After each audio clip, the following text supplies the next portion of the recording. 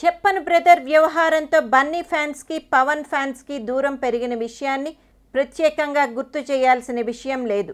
అప్పటి నుంచి పవన్ విషయంలో కాస్త అప్రమత్తంగానే వ్యవహరిస్తున్నాడు బన్నీ. డీజే ఆడియో ఫంక్షన్ ఆశాంతం గమనిస్తే ఒక విషయం అర్థం అవుతుంది.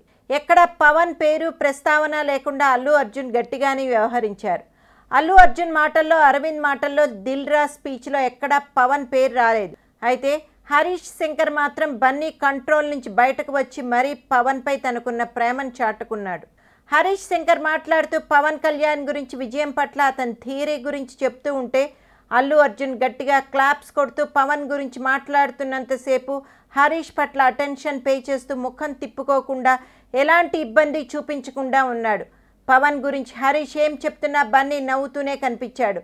అలాగే తన స్పీచ్లో ప్రత్యేకంగా పవన్ గురించి మాట్లాడకపోయినప్పటికీ పలుమార్లు అతని ప్రస్తావన తీసుకొచ్చాడు. సో పవన్ విషయంలో దిగొచ్చిన అల్లు అర్జున్, మెగా ఫ్యాన్స్ అంటే ఈ ఫ్యామిలీలో ఉన్న హీరోలందరికీ ఫ్యాన్స్ అనుకుంటామని, ఒక్కొక్కరికి వేరు వేరు ఫ్యాన్స్ ఉన్నారని అనుకోమని ఇండైరెక్ట్గా తన ఫ్యాన్స్ పవన్ ఫ్యాన్స్ వేరు కాదని అల్లు అర్జున్ చెప్పాడు. ఏది ఏమైనా ఈ ఆడియో వేడుక తర్వాత పవన్ వర్సెస్ అర్జున్ ఫ్యాన్స్ మధ్య జరుగుతున్న వార్ చల్లబడే అవకాశాలైతే లేకపోలేదు. చెప్పన్ బ్రదర్ కాంట్రవర్సీ తర్వాత అల్లు అర్జున్పై పవన్ ఫ్యాన్స్ రెగ్యులర్ అటాక్ తర్వాత ఒక అల్లు అర్జున్ సినిమాకి సంబంధించిన సభలో పవన్ కళ్యాణ్ గురించి ప్రస్తావన వస్తుందని ఎవరు ఊహించరు. కానీ పవన్ కళ్యాణ్కి వీరాభిమాని అయిన దర్శకుడు హరీష్ శంకర్ ఎలాంటి మొహమాటం లేకుండా పవర్ స్టార్ గురించి, అతడితో తనకున్న అనుబంధం గురించి మాట్లాడాడు. కట్టె కాలే వరకు కళ్యాణ్ ఫ్యాన్నే అంటూ ఎమోషనల్గా పవన్ అభిమానులను టచ్ చేశాడు. నిజానికి హరీష్ ఇక్కడ ఈ సందర్భంలో పవన్ పేరు ప్రస్తావించాల్సిన అవసరం లేదు. అక్కడికి వచ్చిన అభిమానులు కూడా ఎప్పట్లా పవర్ స్టార్ అని అరవనూ లేదు. కానీ హరీష్ పవన్ ప్రస్తావన తీసుకురావడం, పవన్ని పొగుడుతూ ఏకధాటిగా మాట్లాడడం, బన్నీ ముందే నేను పవన్ ఫ్యాన్ని అంటూ పవన్ కళ్యాణ్ అభిమానులు ఖుషీ చేసే కార్యక్రమంలోకి దిగడం ఆశ్చర్యకరమే.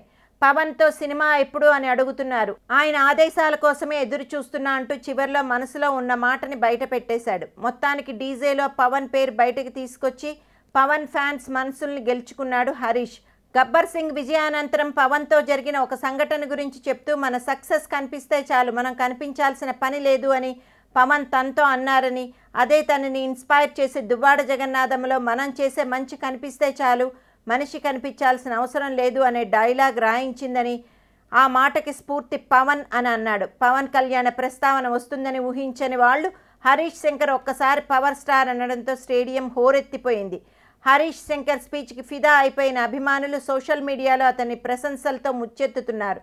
చెప్పన్ బ్రదర్ కాంట్రవర్సీ వల్ల బన్నీకి దూరమైన చాలామంది పవన్ అభిమానులు దువ్వాడ జగన్నాథం వరకు హరీష్ కోసమైనా సపోర్ట్ చేస్తారేమో అనిపించేంతగా అతని మాటలతో మనసుల్ని గెలిచేశాడు. పవర్ స్టార్ ఫ్యాన్స్ని మళ్ళీ కెలికేసిన బన్నీ అంటున్నారు ఇండస్ట్రీ వర్గం వాళ్ళు.